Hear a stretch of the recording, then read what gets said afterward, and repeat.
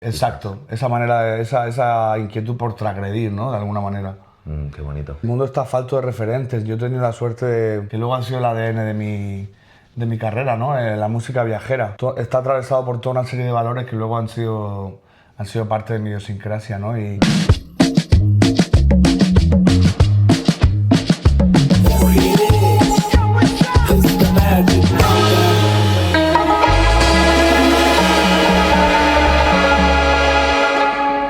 Pascual Cantero, Muerdo. Un poco todo el mundo, vía Murcia, vía Molina. Y claro, la primera pregunta siempre arranca con qué es lo que somos, ¿no? ¿Qué tres cosas se comió ese escurridizo en la adjetivación, esa persona que iba constantemente buscando, ese niño que se convirtió en poeta, se convirtió en voz de tantas cosas, se autodefine sin vergüenza? pues yo creo que principalmente me comí, yo creo que un libro que contiene todos los libros del mundo. Bueno, ojalá me lo hubiera comido, pero sí me comí unos cuantos libros que me marcaron y que fueron base de lo que soy como persona y de lo que trato de ser como artista. Me comí un micrófono, esto me lo dicen siempre. Siempre me dicen... Ese vozarrón, ¿no? Esa capacidad de proyección vocal, que la verdad que a veces no me hace falta un micrófono, yo creo que es porque me lo comí de chico. Y me comí muchísimos discos, que fueron también la base pues de toda esa formación musical y de esa formación humana, ¿no? Yo siempre digo que los discos para mí me formaron, fueron los referentes que tal vez no tuve cerca, éticos, morales incluso. Fueron los álbumes, fueron las letras de muchos cantautores, de muchos artistas que me formaron como humano, ¿no? ¿Faltaba base en otro lado como para tener que ir a los discos? Había otros valores. Claro. Yo en mi familia recibí muchos valores, Sí. pero otros no los recibí. Y entonces los encontré en esas letras. En las letras de Serrat, en las letras de Sabina, en las letras de Atahualpa Yupanqui, de Violeta Parra. Wow. Creo además que es algo que falta, ¿no? Hoy en día en las canciones de hoy en día, ¿no? El transmitir valores, ¿no? Se está perdiendo un poco eso. Demasiado rápido todo. ¿Dónde está la atención, no? Sí, demasiado rápido y todo el foco demasiado puesto en valores un poco vacuos, ¿no? En la fama, en el dinero, en el éxito, en las mujeres, en el sexo. Nos estamos perdiendo, pero bueno, Sí. qué suerte que teníamos discos y que la cultura siempre nos apoyaba. ¿Qué tres discos se comió el bueno de Muerdo, de Pascual Cantero? Difícil pregunta, porque imagínate que para un músico elegir tres discos... Sí, es parte del juego, es complicado, lo sé. Bueno, y os mira... pido disculpas siempre, no voy a dejar de hacerlo contigo. Hay un disco que fue muy emblemático de mi infancia, de mi adolescencia, que fue el disco de Eddie Gorme con Los Panchos. Un disco precioso que rescata un montón de boleros clásicos con esa particular forma que tenía Eddie Gorme de cantar en castellano, ¿no? Que le imprime una dulzura tremenda, ¿no? A las canciones. Y ese disco incluye boleros clásicos, ¿no? Desde Sabor a mí, a Si tú me dices ven. Y fue un poco banda sonora de mi infancia, porque es lo que escuchaban mis padres cuando estaban en casa, ¿no? Y ese disco, sin duda, pues fue uno de esos tres discos muy reseñables. Luego, El pasaje del agua, de Loli Manuel. Loli Manuel. Un discazo increíble. Fundamental. Que a mí me hace también percibir el flamenco de una manera distinta, ¿no?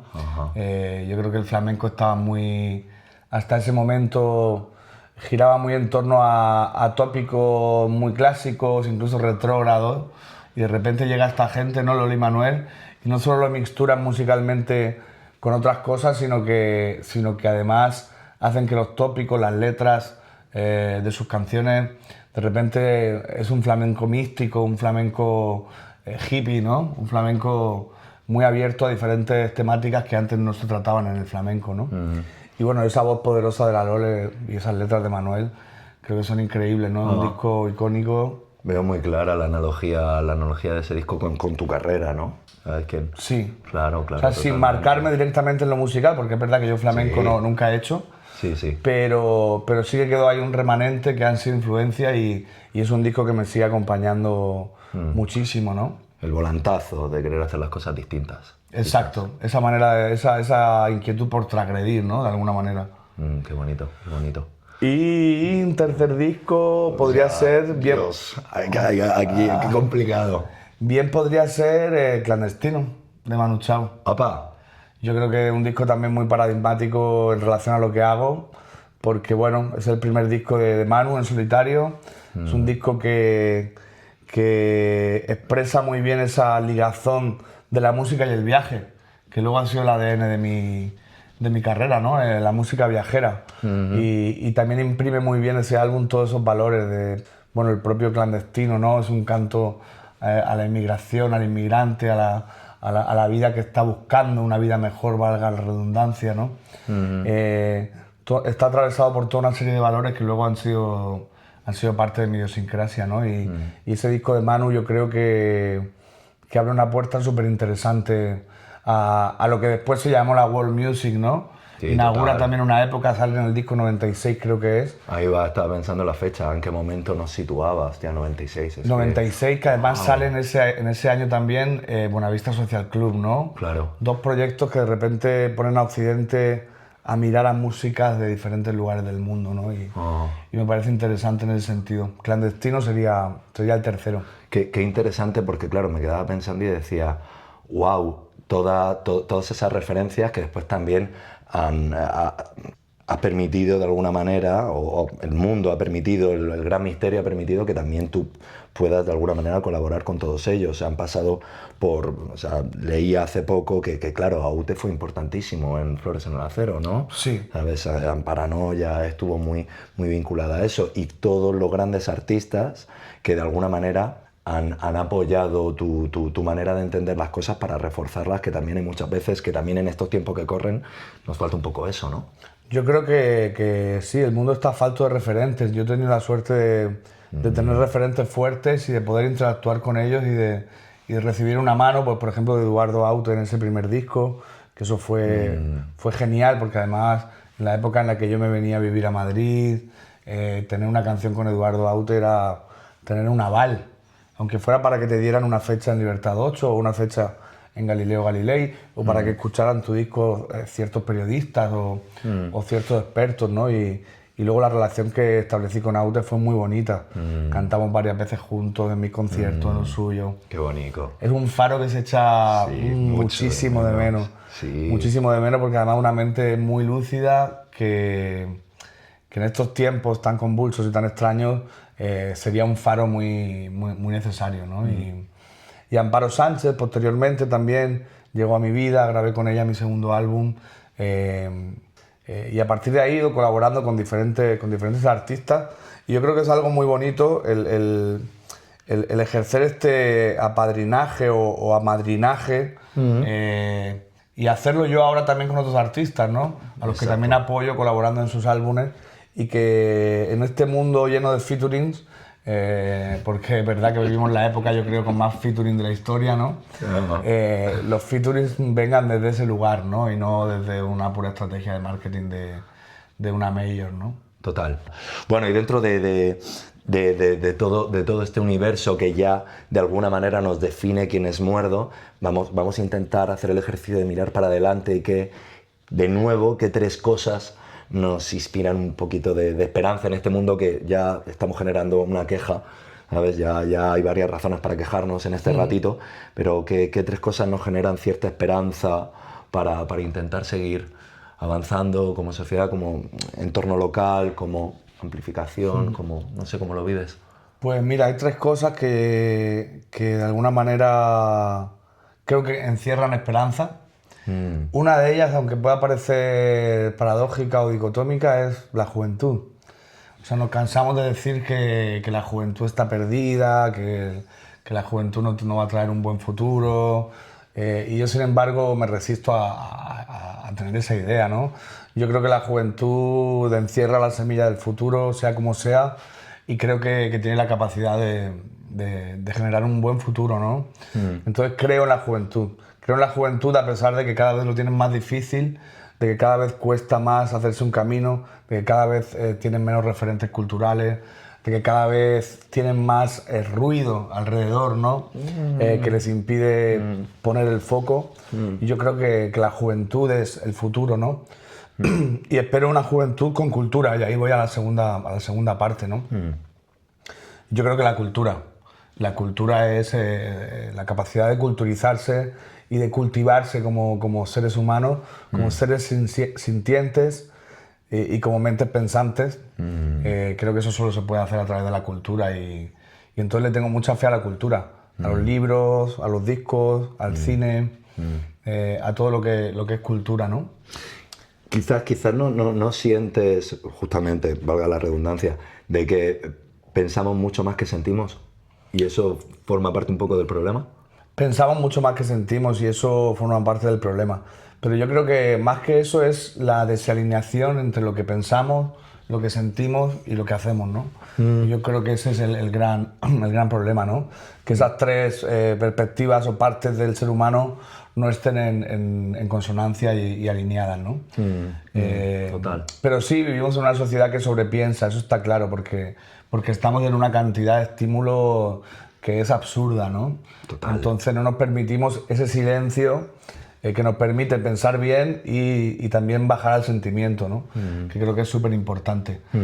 Estamos todo el rato sobreestimulados con un montón de información en las pantallas y eso es terrible, ¿no? No nos permite pararnos a pensar, sentir, ¿no? Esa enfermedad también como que se ha ido también al nuevo mundo, que siempre fue la gran esperanza, ¿no? También está como desbordando desde ahí. Y ese nuevo mundo es mi tercera esperanza, ¿no? Pues mira, sí, qué curioso. Sí, ese mundo que se puede construir para mí desde lo pequeño y desde lo que a mí me gusta llamar el decrecimiento, ¿no?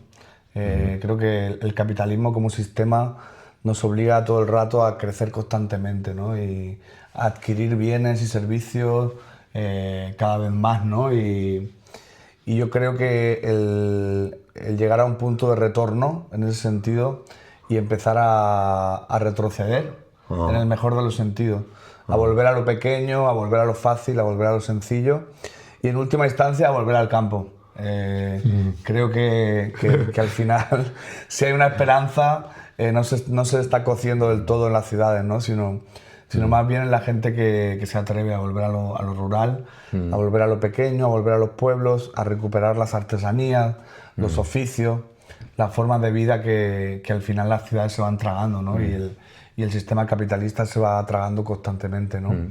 Entonces ahí creo que hay mucha esperanza, ¿no? En volver a cultivar sin químicos, a volver a hacer las artesanías como las hacían nuestros abuelos, al volver a la reparación, el salir de esa lógica del se me ha roto, lo tiro y compro otro nuevo. Esto, sí. Entonces, claro, yo creo que ahí hay un gran punto, ¿no? Una gran esperanza y lo hemos visto ahora con los apagones, tío, y con toda esta historia. Lo viejo funciona, ¿no? No sé si has visto El Eternauta, una serie que ha salido ahora. Marín. Ajá. Es un cómic antiguo de Argentina y tal. Sí. Pero al fin y al cabo llegan a una conclusión y es que lo viejo funciona. Entonces volver a lo viejo. Simplemente eso creo que hay una gran esperanza. Lejos de la ciudad. Ser conservador en el mejor sentido, ¿no? También porque hablamos del conservadurismo siempre como algo malo, del progresismo como algo bueno, pero si el progresismo lo que nos lleva es una hipertecnologización de todo y el conservadurismo nos lleva a recuperar esas formas de vida que se ha tragado el capitalismo, pues bienvenido sea el conservadurismo, ¿no? Totalmente. Era gracioso porque el otro día escuché a una persona que me encantaría que estuviera también aquí. Me encantaría que estuviera aquí, además, ahora mismo, sería la bomba. Millas decía, en mi caso, porque además lo conecto porque también habla un poco de la primera pregunta, ¿no? De cuando hablabas de tu familia y demás. O sea, en su casa siempre dijeron, oye, ten una carrera, pero también ten un oficio. Y está un poco vinculado con esta última proyección que quieres hacer. Totalmente, yo creo que los oficios son importantes, o sea, y aparte muy minusvalorados, ¿no? O sea, hoy todo el mundo quiere ser creador digital, hoy todo el mundo quiere ser nómada digital, pero alguien tiene que arreglar las paredes, pintarlas, arreglar las tuberías, generar las artesanías, o sea, está muy poco puesto en valor ese trabajo manual y mental también y incluso donde se pone mucho corazón en el hecho, por ejemplo, de la creación de artesanías y es muy necesario, ¿no? Y no todos podemos ser creadores de esta nube digital porque al final es algo también muy abstracto y muy poco tangible, ¿no? Y realmente necesitamos los oficios. Y hacer las cosas con las manos y darte las gracias por este ratito, por estas reflexiones, estas 3 preguntitas. Un placer. ¿Sabes? Muchísimas gracias. Que estés gustazo. muy bien. Gracias. Gracias, bombón. Lindo. Ya está. That's a magic number.